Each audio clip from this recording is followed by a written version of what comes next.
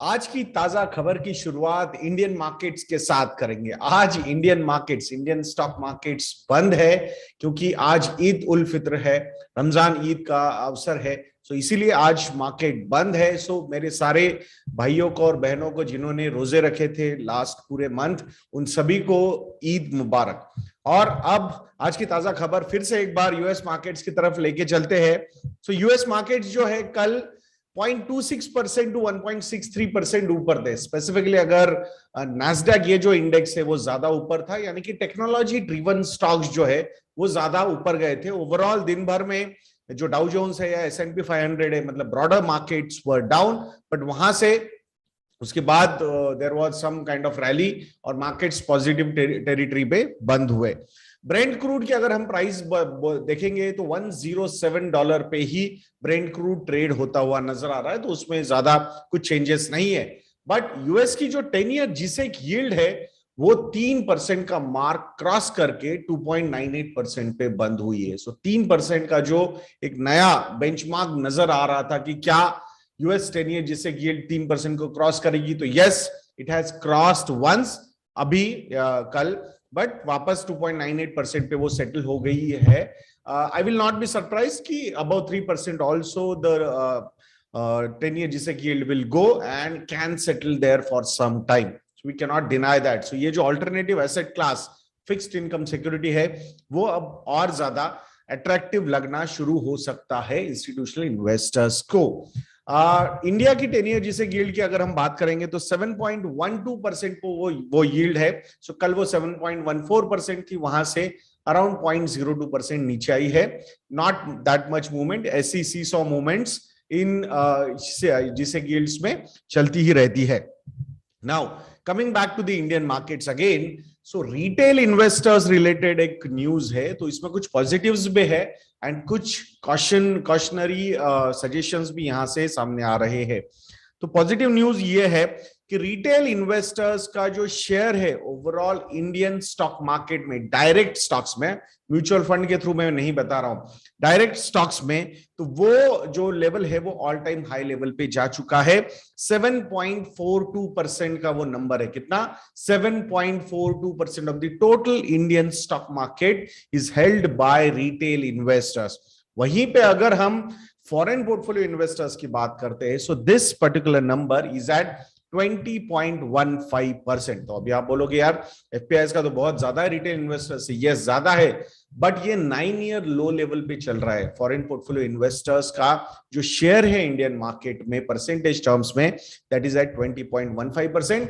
9 year low पे ये चल रहा है। So it's a good thing कि भले ही एफपीआई का शेयर 9 ईयर लो पे है, but still markets are not down more than 10% since its peak. So it shows की जो डिपेंडेंसी है फॉरेन पोर्टफोलियो इन्वेस्टर्स पे यहां पे कम हो रही है, रिटेल इन्वेस्टर्स का पार्टिसिपेशन यहां पे बढ़ रहा है। वैल्यू टर्म्स में अगर हम बात करते हैं, सो रिटेल इन्वेस्टर्स ने जो वैल्यू टर्म्स में इन्वेस्टमेंट्स रखी हुई है अभी स्टॉक मार्केट में, that particular value is rupees 19.15 lakh crore. कितना? 19.15 लाख करोड़ रुपीस, इतना वैल्यू रिटेल इन्वेस्टर्स ने इन्वेस्ट किया हुआ है। और इन फॉरेन पोर्टफोलियो इन्वेस्टर्स का ये वैल्यू है 51.99 लाख करोड़, मतलब ऑलमोस्ट 52 लाख करोड़ रुपीस की इन्वेस्टमेंट्स फॉरेन पोर्टफोलियो इन्वेस्टर्स की इंडियन मार्केट्स में है। तो अभी तो आपने बोला कि हाँ, मतलब मैंने जैसे बताया था कि भाई ये this is a positive also कि रिटेल इन्वेस्टर्स पे मतलब पार्टिसिपेशन बढ़ रहा है।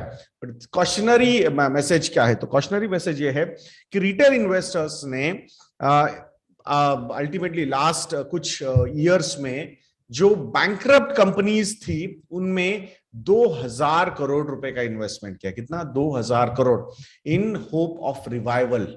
हम लोगों ने बहुत सारी वो कंपनीज देखी है कि जो बैंकरप्ट हो रही थी, तो आईएलएनएफएस की वो कंपनीज हो या फिर कुछ कंपनीज को रिवाइव किया गया है, बट स्टॉक प्राइस अभी तक ऊपर नहीं आई है। जैसे कि यस बैंक की अगर हमने ये स्टोरी देखी, या फिर डीएचएफएल की हमने वो स्टोरी देखी थी कि जहां पे बैंकरप्सी फाइल हुई। Future group is also on the verge of doing the same thing. तो आप समझ रहे हो यहाँ पे कि स्टॉक प्राइस सिर्फ नीचे जाना is not a good sign कि अरे वाह अब क्या वैल्यू मिल रही है, इससे और नीचे क्या जाएगा। बिलीव मी, 100 रुपए से 20 रुपए जब स्टॉक आता है तो वो 80% का फॉल माना जाता है। बट 20 रुपए से अगर वो 4 रुपए पे आता है तो वो भी 80% का फॉल होता है।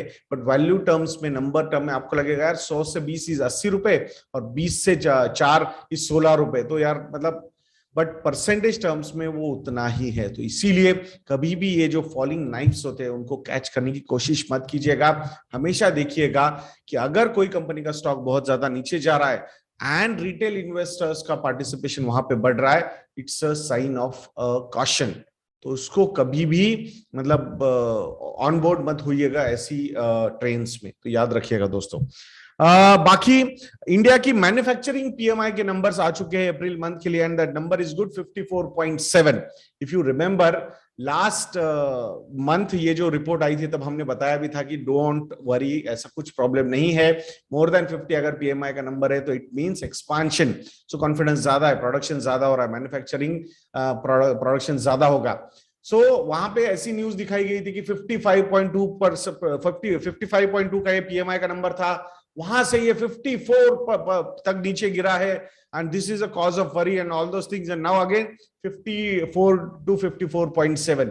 तो 50 के ऊपर अगर ये नंबर होता है, ऑब्वियसली जितना ज्यादा हो उतना अच्छा है, बट इतना मतलब उसको ट्रेंड मत समझिएगा, अरे एक आध क्वार्टर एक आध मंथ नीचे आ गया तो अरे क्या हो गया, क्या होने वाला है इकोनॉमी में, डोंट वरी।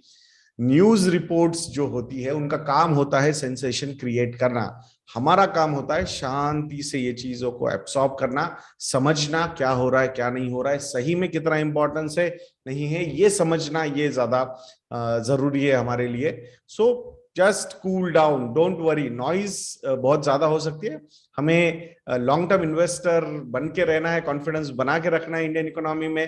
जैसे मैं हमेशा खुद को तुच्छ प्राणी बोलता हूँ, जो लॉन्ग टर्म इन्वेस्टिंग में बिलीव करता है, so I think long term investing में बिलीव करते रहिए एंड इंडियन इकोनॉमी की ग्रोथ स्टोरी में भी बिलीव रखना इज वेरी इंपॉर्टेंट, मुझे ऐसे लगता है।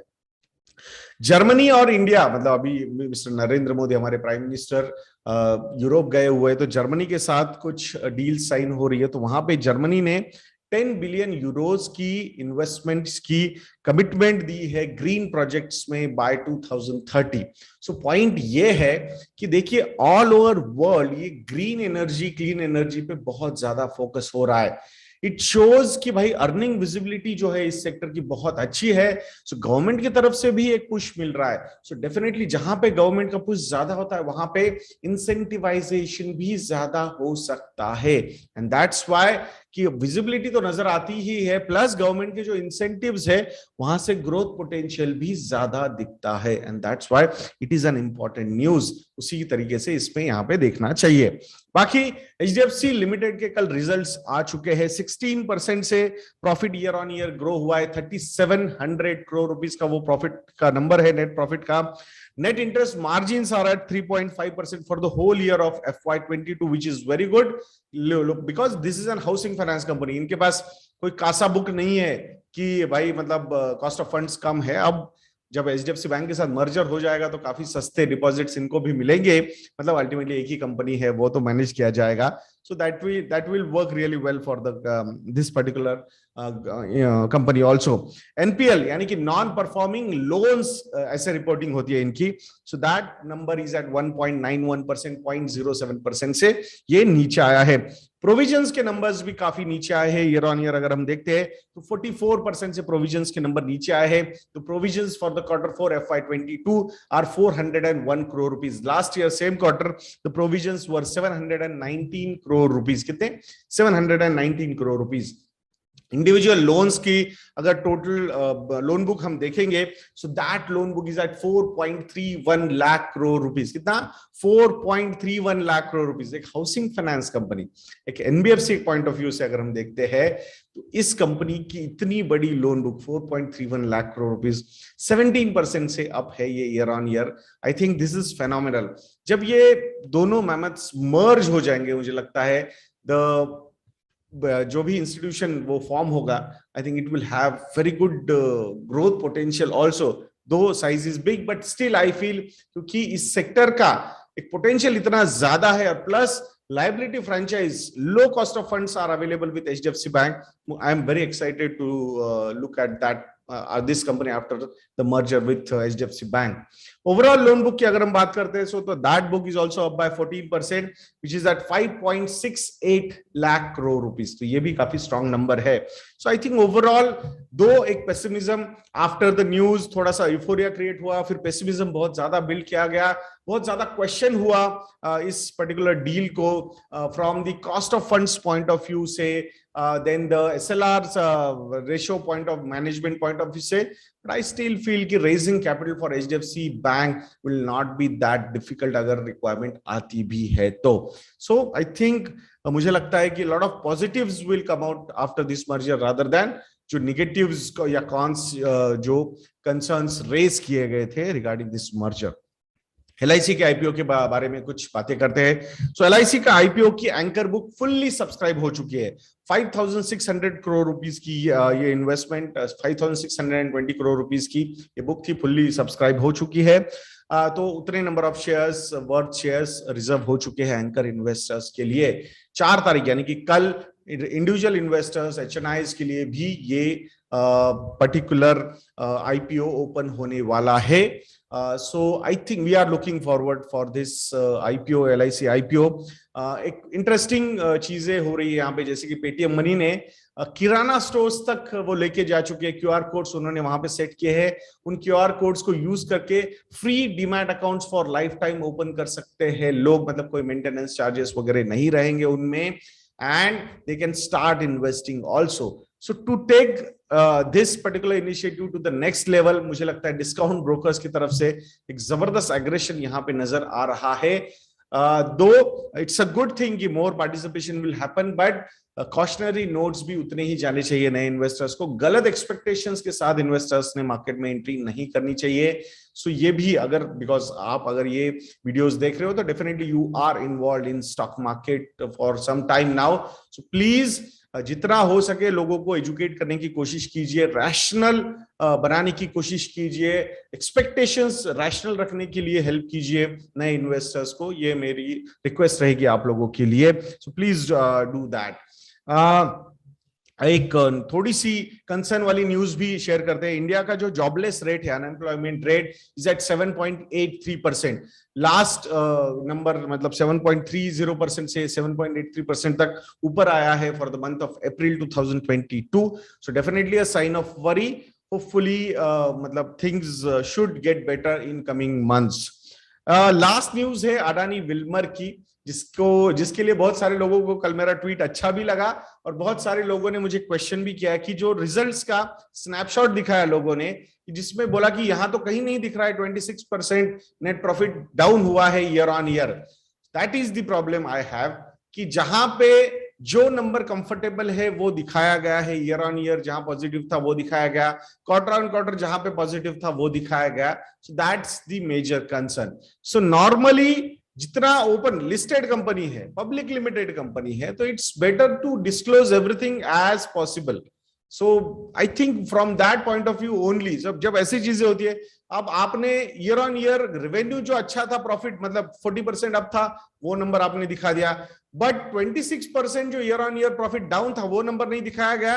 बट जहां पे quarter on quarter number up था नेट प्रॉफिट का, वो आपने दिखा दिया. सो ये ऐसा क्यों, जो है वो बता दीजिए ना. मतलब investors are smart, they will take their calls.